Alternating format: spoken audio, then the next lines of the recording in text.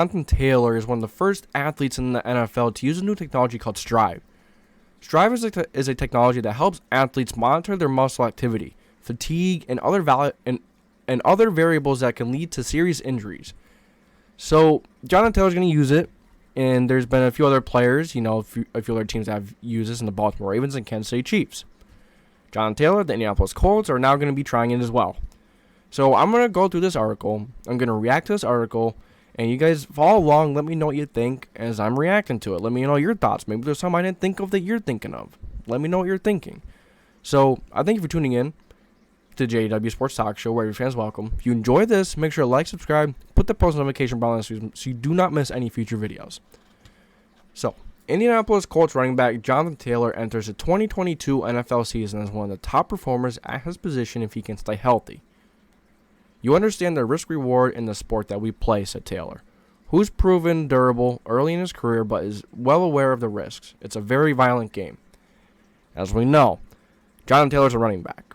We know how short running back careers usually are. We've seen guys like Todd Gurley, we thought was going to be an amazing running back for so many years to come. He was very good for a few years. Really quickly, his body just could not keep up with how much he was playing the game of football, how much he was getting hit. His body couldn't handle it no more. He was getting hurt very often. Arthritis in his knee. He's not even 30 years old. He's not 30 years old now as we speak. Kind of wild, right? Ezekiel Elliott.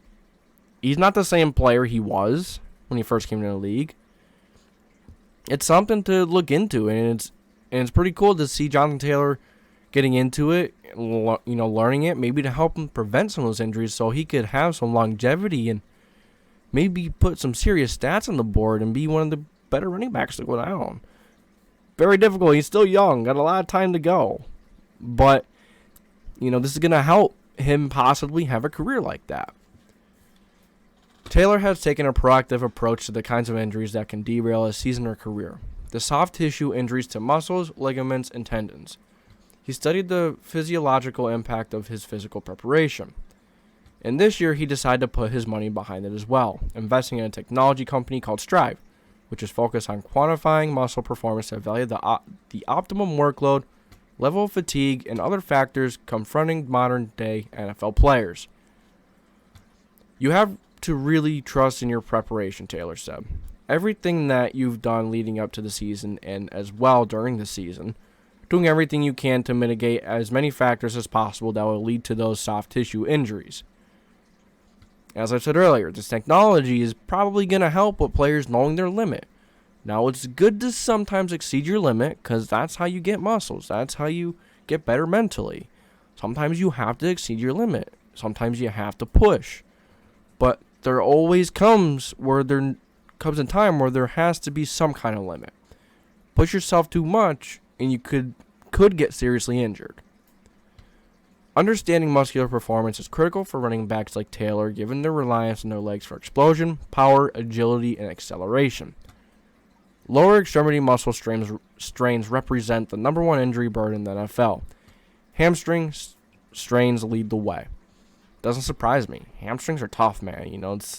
Hamstrings, you think they're gone one day, back the next day. You think they're back when you're running out to that football field mid-route, mid-running past the offensive line, through tackles, or mid-snapping the ball and dropping back.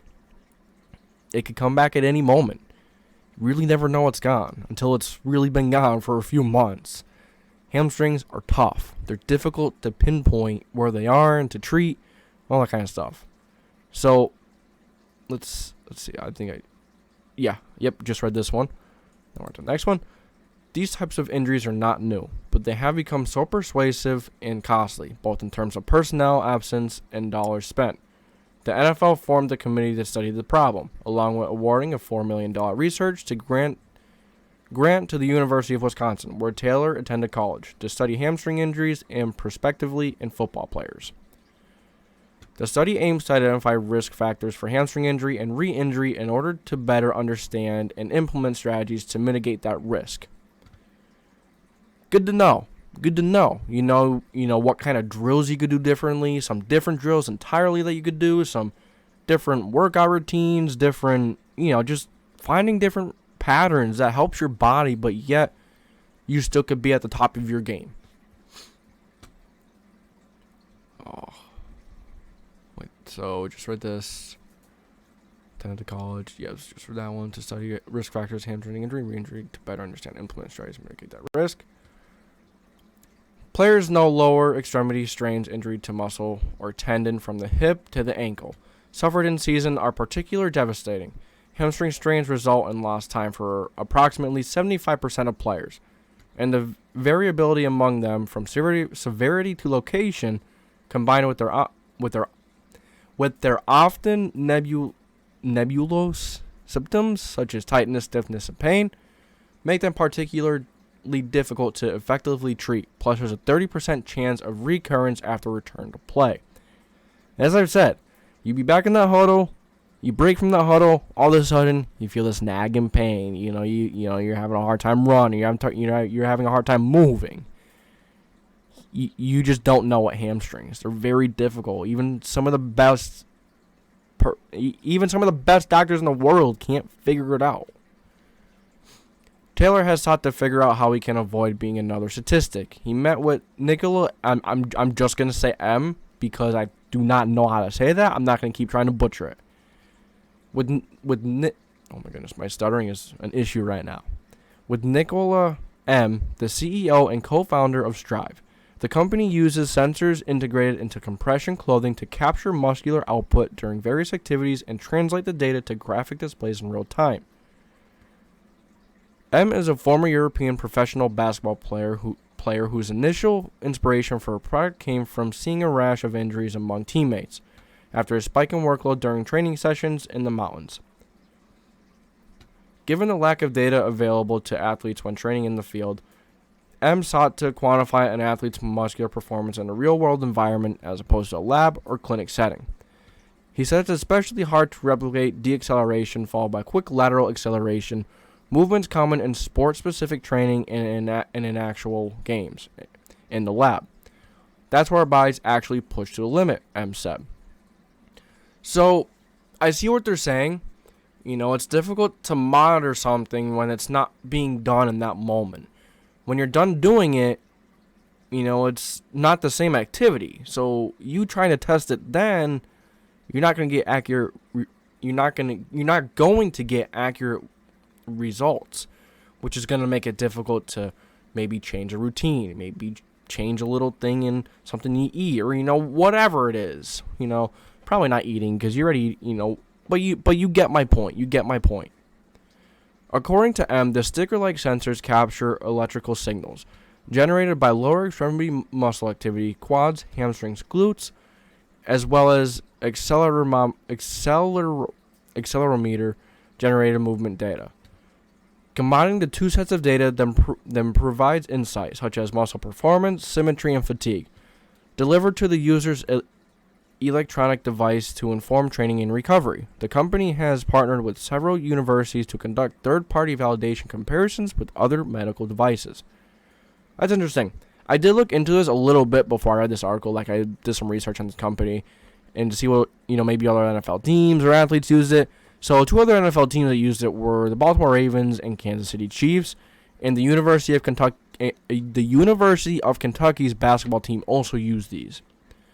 And JT and Troy Smith also, I know that's not really, to this topic right now, but JT and Troy Smith both invest into this company. So, he said it's especially hard. Right. According to Marvin Sticker. Yep, read that. Short-term memories.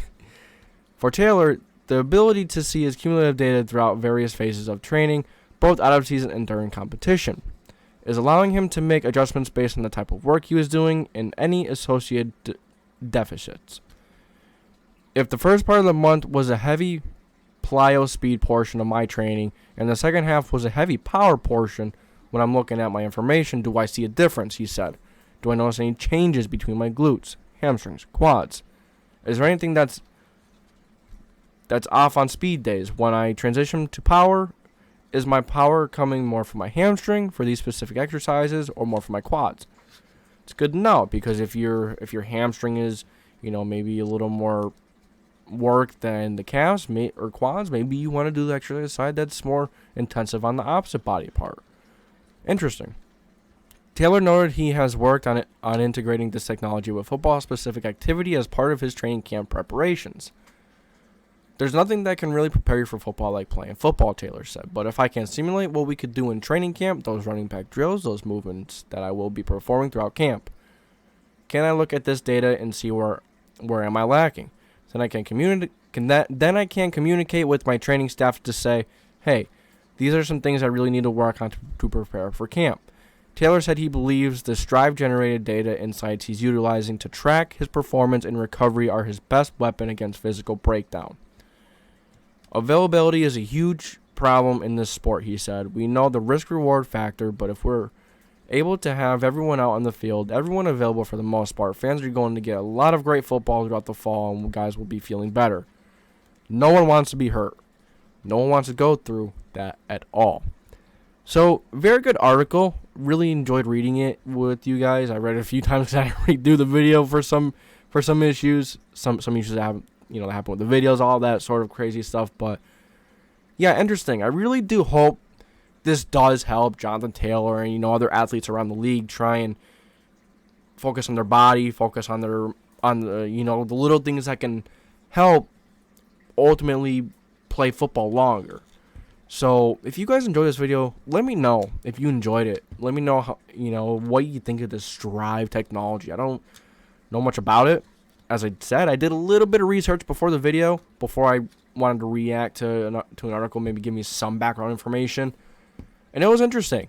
It's interesting. I really hope it does help football players and athletes around the world be able to have longer careers, to be able to take care of their bodies better. Because ultimately, remember, you only play football for so long. There's life outside of football. There's life outside of playing the game of football. So you guys let me know what you think. Thank you for tuning in to the JDW Sports Talk Show, where every fan's welcome. If you enjoyed, make sure to like, subscribe, put the post notification bell on